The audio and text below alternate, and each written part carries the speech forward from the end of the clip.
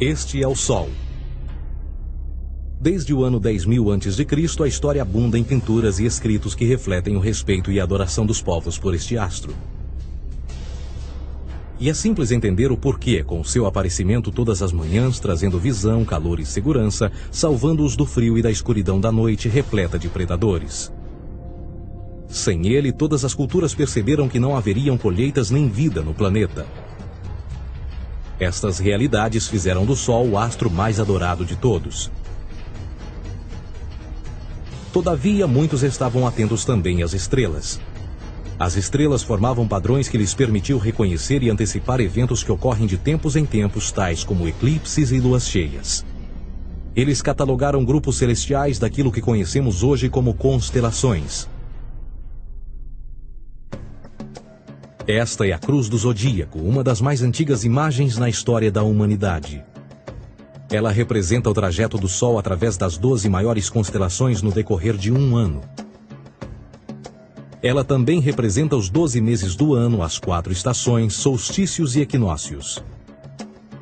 O termo zodíaco está relacionado com o fato das constelações serem antropomorfismos ou personificações, como pessoas ou animais. Por outras palavras, as primeiras civilizações não só seguiam o Sol e as estrelas, como também as personificavam através de mitos que envolviam seus movimentos e relações. O Sol, com seu poder de dar vida e de salvar, também foram personificados como se representasse um criador ou um deus. Deus Sol, a luz do mundo, o salvador da humanidade. Igualmente, as 12 constelações representaram lugares de viagem para o Deus Sol e foram nomeados por elementos da natureza que aconteciam nesses períodos de tempo. Por exemplo, Aquários, o portador da água que traz as chuvas da primavera.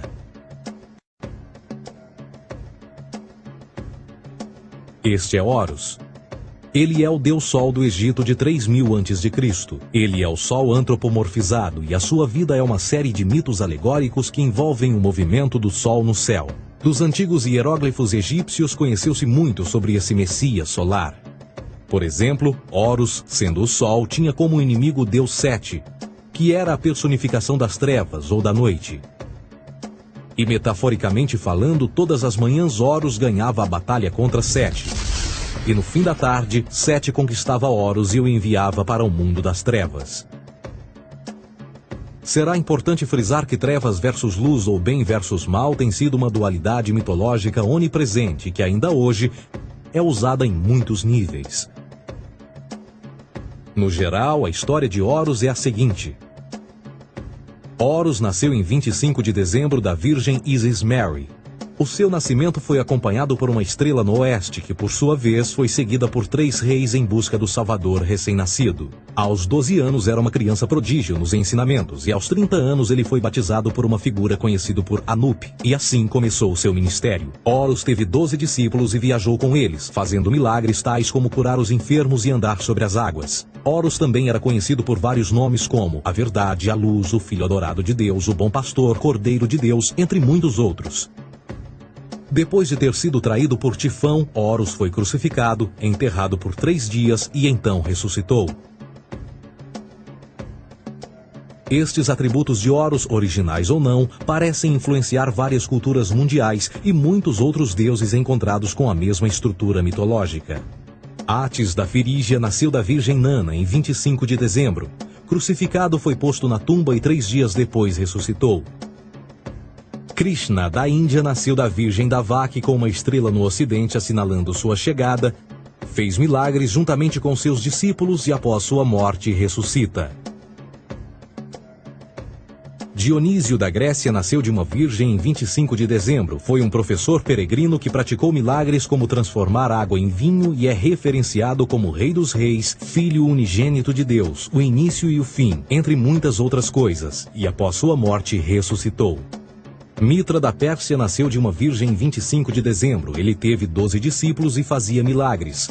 E após sua morte foi enterrado por 3 dias e então ressuscitou. Ele também foi chamado de a Verdade, a Luz, entre outros. Curiosamente, o dia sagrado de adoração a Mitra era um domingo.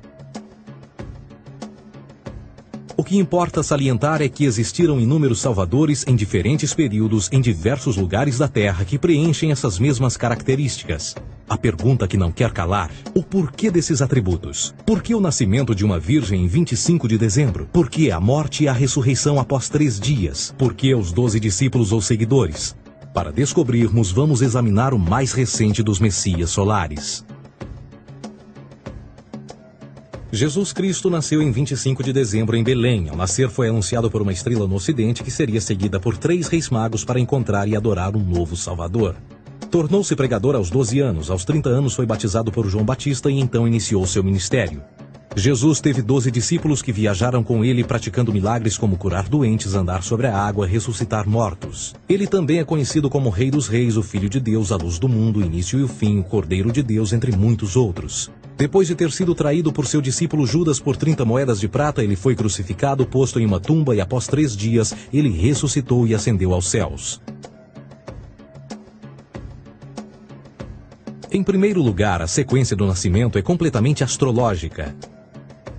A estrela no ocidente é Sírius, a mais brilhante do céu noturno, que a cada 24 de dezembro se alinha com outras 3 estrelas brilhantes no cinturão de Órion. Essas 3 estrelas brilhantes são chamadas hoje, como eram na antiguidade, 3 reis, 3 Marias no Brasil e Portugal. Os 3 reis e a estrela mais brilhante, Sírius, todas apontam para o nascer do Sol em 25 de dezembro. Esta é a razão pela qual os 3 reis seguem a estrela a oeste em uma ordem que apontam ao amanhecer. O nascimento do Sol.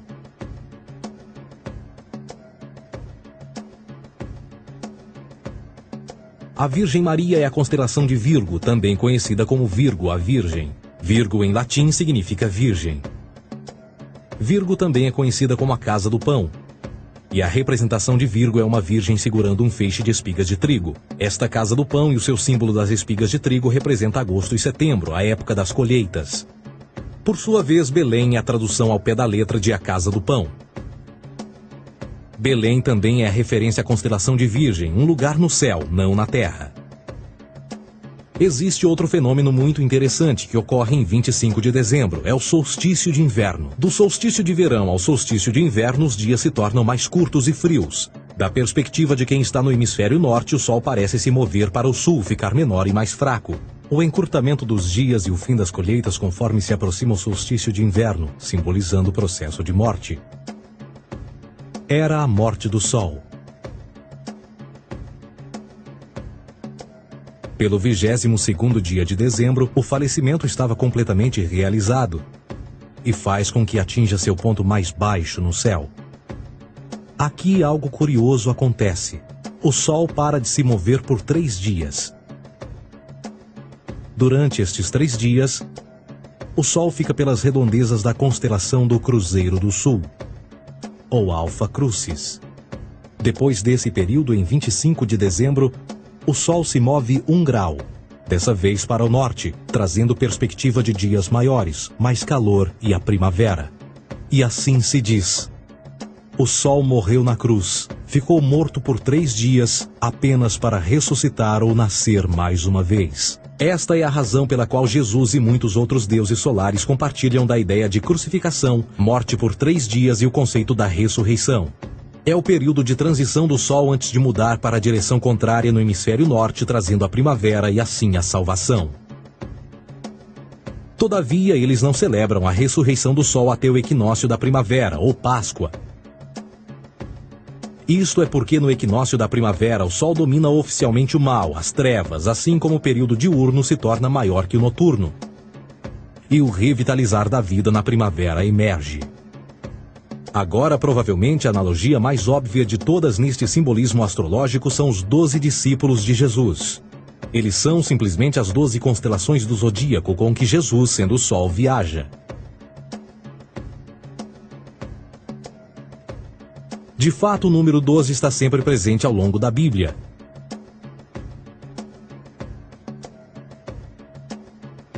Voltando à cruz do zodíaco, o elemento figurativo da vida é o Sol. Isto não é uma mera representação artística ou ferramenta para seguir os movimentos do Sol. Era também um símbolo espiritual pagão. Uma logografia similar a isto. Isto não é um símbolo do cristianismo. É uma adaptação pagã da cruz do zodíaco.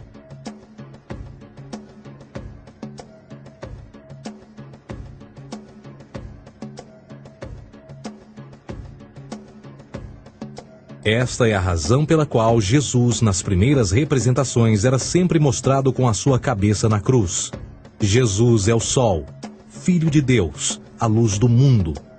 O Salvador a erguer-se, que renascerá, assim como o sol faz todas as manhãs. A glória de Deus que defende contra a força das trevas. Assim como renasce a cada manhã, e que pode ser visto através das nuvens, lá em cima nos céus, com a sua coroa de espinhos ou os raios de sol.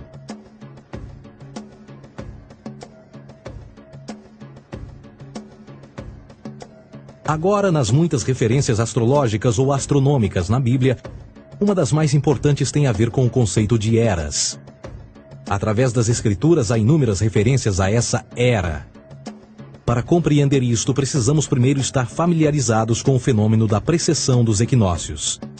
Os antigos egípcios, assim como outras culturas antes deles, reconheceram que aproximadamente de 2150 em 2150 anos, o nascer do Sol durante o equinócio de primavera ocorria num diferente signo do zodíaco.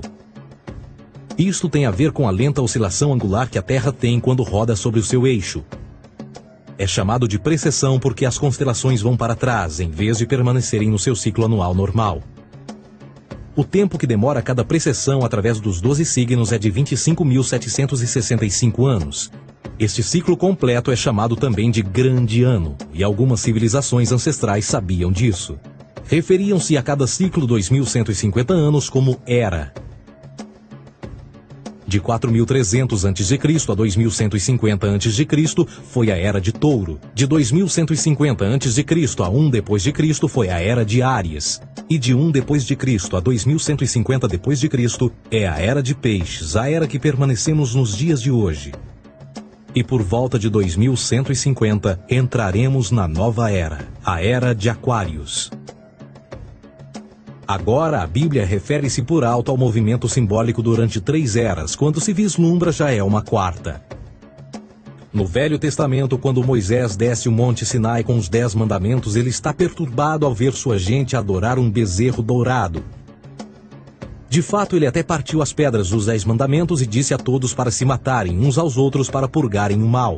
A maior parte dos estudiosos da Bíblia atribuem esta ira de Moisés ao fato de os israelitas estarem adorando a um falso ídolo, ou algo semelhante. A realidade é que o bezerro dourado é o Taurus, touro. E Moisés representa a nova era de Áries. Esta é a razão pela qual os judeus ainda hoje assopram com o chifre do carneiro. Moisés representa a nova era de Áries. E perante esta, todos têm de largar a velha. Outras divindades, tais como Mitra, marcam essa transição também. Um deus pré-cristão que mata o touro, na mesma linha simbólica. Agora Jesus é a figura portadora da era seguinte à de Áries, a era de Peixes. O simbolismo de peixes é abundante no Novo Testamento, assim como Jesus alimenta 5.000 pessoas com pão e 2 peixes. No início do seu ministério, enquanto caminhava ao longo da Galileia, conhece 2 pescadores que o seguem. Agora reflita se voltar a ver um adesivo em formato de peixe escrito Jesus na traseira dos carros. Poucos sabem o que aquilo no fundo representa. É um simbolismo astrológico pagão para o reinado do Sol durante a Era de Peixes. Jesus assumiu também que a data do seu nascimento é também a data do início desta era. Em Lucas 22:10, quando Jesus é questionado se a próxima passagem será depois de ele ir embora, Jesus responde: Eis que quando entrardes na cidade, encontrareis um homem levando um cântaro de água. Segui-o até a casa em que ele entrar. Esta escritura é de longe a mais reveladora de todas as referências astrológicas. O homem que leva um cântaro de água é Aquários, o portador de água, que é sempre representado com um homem despejando uma porção de água. Ele representa a era depois de Peixes, e quando o Sol, Filho de Deus, sair da era de Peixes, Jesus, entrará na casa de Aquários, e Aquário é antes de Peixes na precessão dos equinócios. Tudo o que Jesus diz é que depois da era de Peixes chegará a era de Aquário.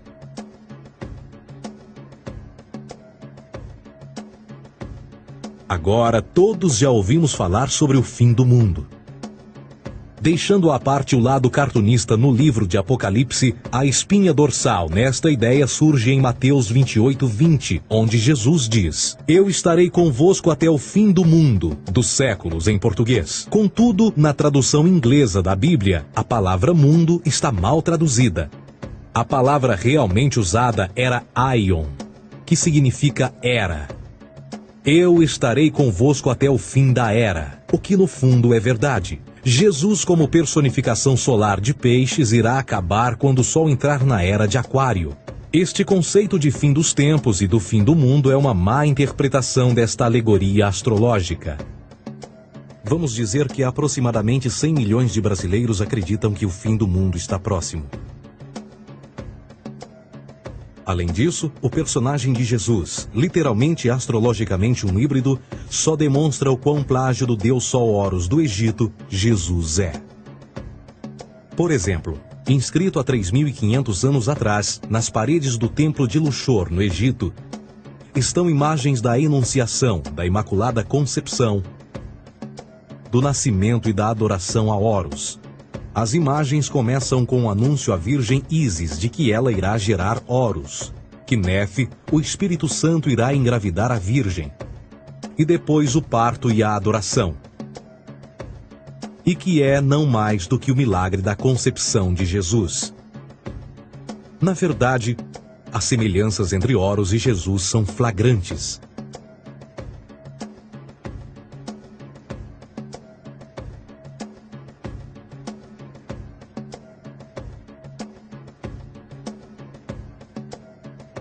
E o plágio continua. A história de Noé e da sua arca é tirada diretamente das tradições. O conceito de dilúvio é presente em todas as antigas civilizações, em mais de 200 diferentes citações em diferentes períodos e tempos. Contudo, não será preciso ir muito além da fonte pré-cristã para encontrar a epopeia de Gilgamesh, escrita em 2600 a.C. Esta história fala sobre grandes inundações ordenadas por Deus, uma arca com animais salvos e até mesmo o libertar e o retornar da pomba entram em concordância com a história bíblica, entre muitas outras semelhanças. E depois há a história plagiada de Moisés. Sobre o nascimento de Moisés, disse que ele foi colocado numa cesta de cana e lançado ao rio para evitar um infanticídio. Ele foi mais tarde salvo pela filha de um rei e criado por ela como um príncipe. Esta história do bebê numa cesta foi retirada do mito de Sargão de Acade por volta de 2250 a.C. Depois de nascer, Sargão foi posto numa cesta de rede para evitar um infanticídio e lançado ao rio. Foi depois salvo e criado por Aqui, uma esposa da realeza Acádia. Além disso, Moisés é conhecido como legislador, portador dos 10 mandamentos e da lei mosaica. Contudo, a ideia de a lei ser passada de um deus para um profeta numa montanha é também antiga.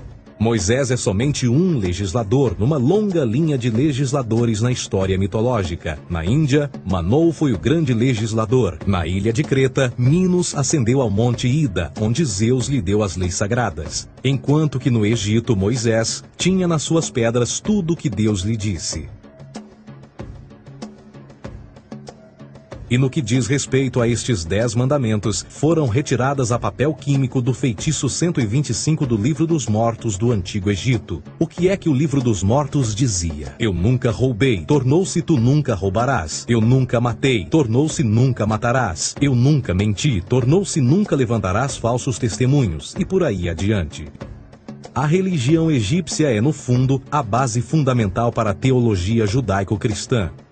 Batismo, vida após a morte, julgamento final, imaculada concepção, ressurreição, crucificação, a arca da aliança, circuncisão, salvadores, comunhão sagrada, dilúvio, Páscoa, Natal, a passagem e muitas outras coisas e atributos são ideias egípcias, nascidas muito antes do cristianismo ou judaísmo.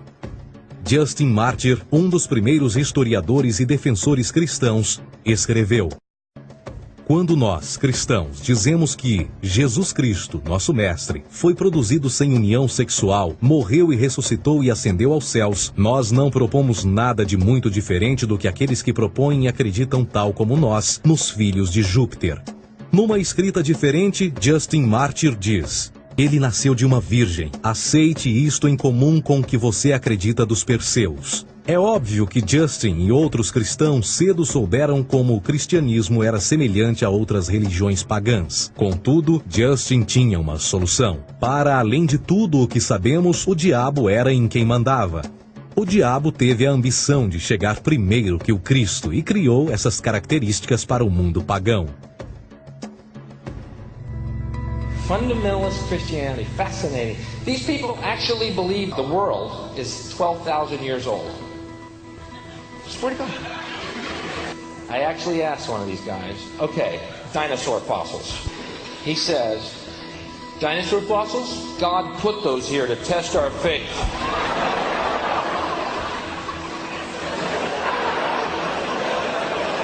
I think God put you here to test my faith, dude.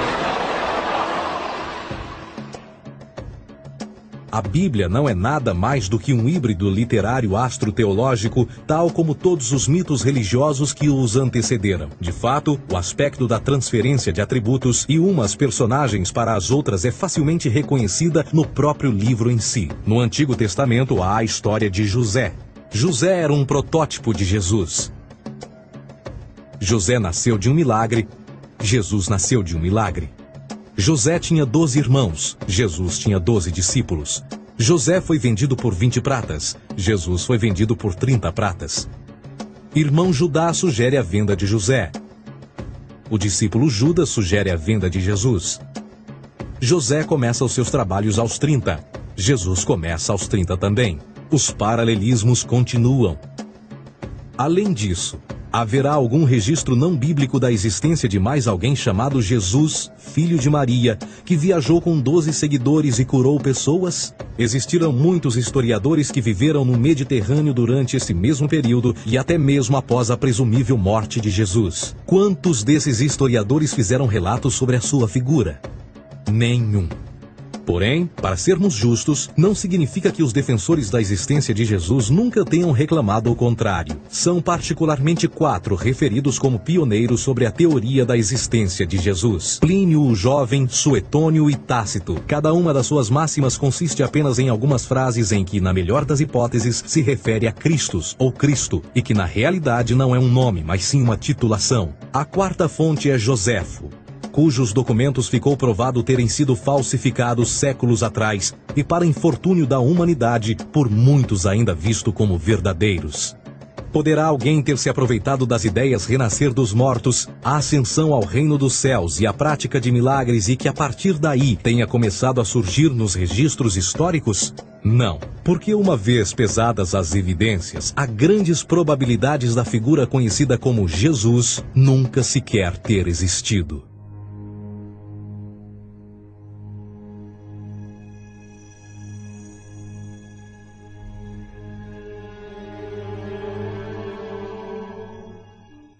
We don't want to be unkind, but we want to be factual. We don't want to cause hurt feelings, but we want to be academically correct in what we understand and know to be true. Christianity just is not based on truth. We find that Christianity was in fact nothing more than a Roman story, developed politically. A realidade consiste em que Jesus foi a divindade solar do setor gnosticista cristão e, tal como outros deuses pagãos, era uma figura mítica. Foi sempre o poder político que procurou monopolizar a figura de Jesus para controle social. Por volta de 325 d.C., em Roma, o imperador Constantino reuniu o Concílio Ecumênico de Niceia e foi durante esta reunião que as doutrinas políticas com motivação cristã foram estabelecidas e assim começou uma longa história de derramamento de sangue e fraude espiritual. E nos 1600 anos que se seguiram, o Vaticano dominou politicamente e com mão de ferro toda a Europa, conduzindo-a a um período de obscurantismo, onde o conhecimento era apenas um privilégio da Igreja, as Cruzadas e a Santa Inquisição. O cristianismo, bem como todas as crenças teístas, são a fraude desta era. Serviu para afastar os seres humanos do seu meio natural e da mesma maneira uns dos outros. Sustenta a submissão cega do ser humano à autoridade. Reduz a responsabilidade humana sob a premissa de que Deus controla tudo e que, por sua vez, os crimes mais terríveis podem ser justificados em nome da perseguição divina. E o mais importante, dá o poder àqueles que sabem a verdade e usam o mito para manipular e controlar sociedades.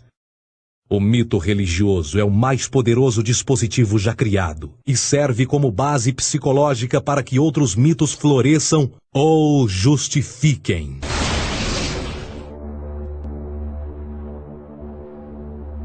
A myth is an idea that, while widely believed, is false. In a deeper sense, in the religious sense, a myth serves as an orienting and mobilizing story for a people. The focus is not on the story's relation to reality, but on its function. A story cannot function unless it is believed to be true in the community or the nation. It is not a matter of debate. If some people have the bad taste to raise the question of the truth of the sacred story, the keepers of the faith do not enter into debate with them. They ignore them or denounce them as blasphemers.